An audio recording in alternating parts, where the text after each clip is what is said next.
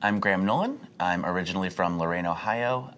Here at Gray, I'm an SVP of Reputation Management, and I identify as a very single gay male. All right. Proudly. Proudly. So...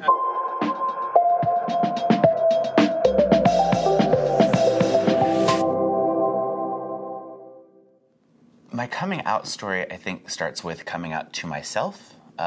There are a lot of people who knew when they were like 4 or 5, and you hear conversations about people like, I knew when I would make my action figures kiss, and I did not have, there are signs, like, and people know before you do, but I sort of like realized it when I was in my early 20s, and part of the reason was, I think, because I was like so nerdy and awkward in high school.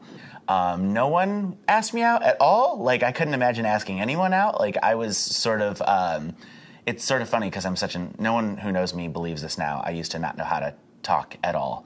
So basically, like, I didn't have friends. I thought friends would be cool. So then by the time I had friends and then I went to college, and then lost those friends, I was worried about like making friends again. And then I discovered alcohol. So there was like all sorts of other discoveries that needed to happen first.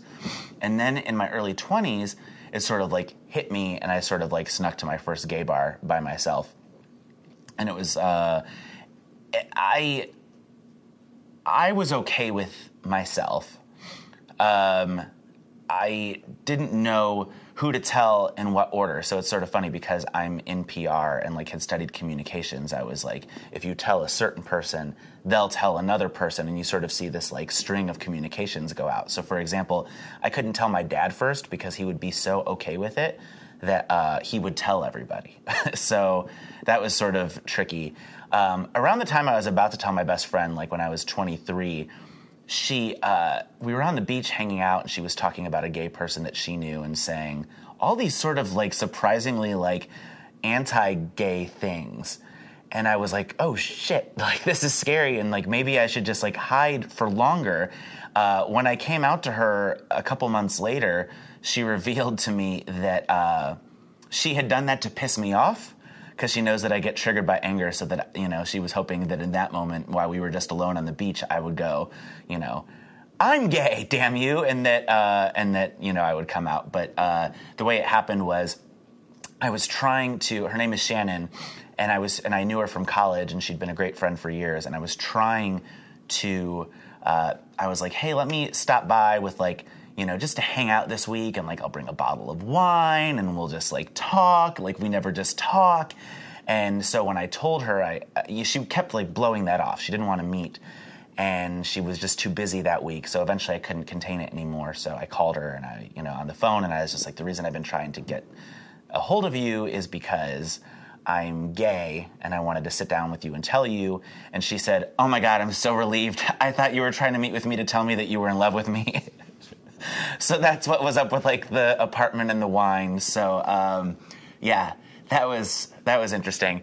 From then on, it was like, how do I come out to the family, and well, I came out to a bunch of my friends in Chicago first, partly because, and the reason I took a while is because I wanted them to know, like, they were sort of like new-ish friends. They were friends that went to my college, but they weren't friends from the college days. So they were all sort of new.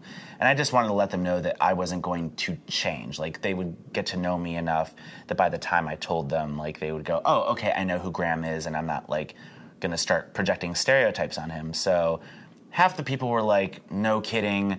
Half the people were like, oh, you're gay? Like, who cares? Which is pretty great for, like, a bunch of people from, like, Southern Ohio. Like, and which is not to put a stereotype on all people from Southern Ohio.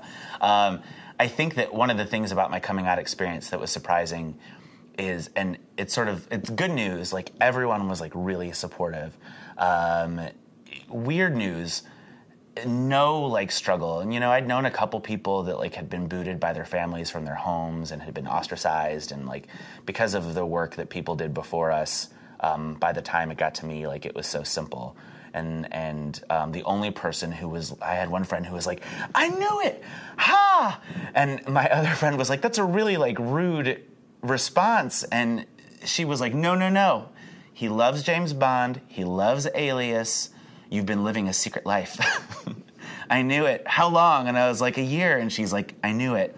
And then I told Dad, and Dad was so cool about it. Dad, like, I wasn't even sure Dad heard me. And I was like, Dad, I've had a boyfriend for like 5 years. I told him when I was like 29. I was like, I've had a boyfriend for 5 years. And he's like, oh? And I was like, yep. And he, again, no response. I'm like, you play guitar. He plays guitar. And Dad's like, oh, what does he play? I was like, he plays acoustic. And my dad goes, oh, well, then he's got good hands. Good for you. Just terrifying. And my mom was just like, I'm glad you didn't have to be drunk to tell me. And then my brother was just like, oh, you had a boyfriend? You should have introduced him as like your special friend. Like, who cares? Get him over here. So everyone was cool. And that's, I actually had it pretty easy. And yeah, that's my story. It's funny. My friend was onto something with like the spies story thing. Like I did relate to, it's sort of funny. Like I was watching a lot of like spy fiction at the time, and it's a lot of like these stories of people who are just like one thing in one part of their lives. And then, you know, you get really good at compartmentalizing. It's sort of sad how good we get at keeping secrets. And, you know, for you to be at Thanksgiving with your family and someone says something really casual like, oh, you're going to check that girl out, right? Or she's hot, you know, you're heterosexual. And you have to like watch your every facial expression, your every word, like everything could give something away. So just to like tell finally is just like the biggest weight off your shoulders. And then after that, it's like more weight off your shoulders. And eventually you're like so free. And it's sort of funny because back in the day, I used to like study acting and want to do acting and things like that. And I ended up getting into stand-up, and the reason was I couldn't act anymore. Like, it got really hard for me to pretend to be anything other than myself because you spend so long doing it that it's, like, not fun anymore. So it's like stand-up was a thing where you're just, like, you know, you have to be yourself on stage and, like, the loudest expression of yourself. So I think it sort of, like, freed me up, you know, in terms of, like, the weight is lifted, and then also, like, it freed me up to do things that I couldn't have done before. When I finally told my friends, and then I told my friends Liz and Courtney, who are my fellow interns back at Leo Burnett, actually, they were like, oh, we knew, thank you. Like, why do you think that, like, we kept complimenting you on your clothes? And why do you think that we kept, like, you know, we had you meet Joe. We had you meet Joe because he's, like, super gay, and we, like, had him, like, test to find out whether or not you're gay. Like, you know, they were just like, we're glad you are who you are, and now we can have, like, more honest conversations around you and don't have to, like, you know, watch our words around you or, like, worry about offending you or anything like that. So it was sort of, you know, advertising is, like, super creative, and it was sort of funny. You always think that when you're going to get a professional job that you have to wear, like, a suit and tie every day, and you don't have to do that in advertising, which is sort of, like, telling because it's just a very, like, everyone could just, like, be themselves and present themselves. And so, like, I immediately, like, felt partly because, like, oh, look at, like, everyone just sort of dressing the way that they want to dress every day, and then, you know, talking about ideas that, like, it would be an easy place, and it was. And not once was there ever I will say that there was, like, one part in my career where I hit a road where there was someone who I think did not promote me because it was very hard for me to be in the, you know, the boys club of talking, like, about sports with this person. But I honestly think it's like, okay, I waited 2 more years to get promoted because I don't like this one particular sport. That's insane. But everyone else has been very cool.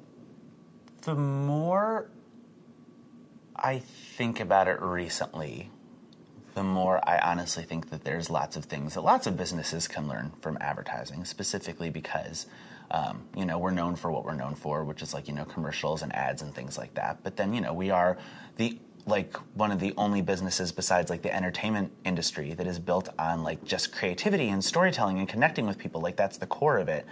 And the way that that works best is when you're not censoring yourself. Like, when you take improv classes and writing classes at Second City, you are taught, like, you know, you have an idea, and then you go, oh, that's bad. Like, and you censor yourself, and that's, like, the biggest impediment to creativity. Like, you do that to yourself. So to be in, like, a position of, like, censoring yourself and censoring who you are, it makes it harder. You know, you're in self-censoring mode, and I think it's harder to, like, come up with ideas in general. So if you can't be yourself, you can't say what you think, and you second-guess it, and you can't, like, give other people ideas. So I think that, like, in general, to be able to come out in any industry, like, frees you up to just say what you feel and be honest about things. And I think that because of fear of either like oppression on one side or political correctness on the other side. Like people are afraid in other industries to do that. And especially in jobs where they don't have to talk about people. Like if you're in manufacturing, like why do you have to talk about what it's like to be a person? But we have to do that in advertising. So I think there's lots that other industries could learn from us in terms of why it frees your opportunities if you free yourself. To someone who is considering coming out and what you say to them. I think at this point, it's hard for some people, I think, if they're not like in very like liberal or LGBTQ like cities, to sort of see that there is love around, like all around you, right? So maybe you're in a town where it's not cool to be LGBTQ or even an ally, and so it's hard to stand up. But I think one of the cool things about like living in our digital modern world is like even if you're surrounded by people who are saying no, no, no, you can like just look at a screen and see that there are like millions of people who are like yes, yes. Some of them yes. There are people who are like, it's so crazy. They are like dying to support you. So it's just like you'll spend most of your life, I think, finding the people around you and, professionally, personally, who like bring out what's best in you, and you make the right choices when you step towards those people. Step towards the people who will say yes, however they pronounce that, and who will like say yes to you being who you are, because those are the best people, and that's how you become happy. Cool? Good? Awesome.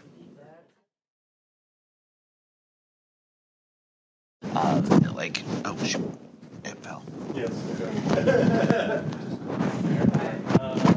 This cut? Or you want to still roll? You got some more tape there, Chris? No, it's no problem. It's just going through this more than once. It's very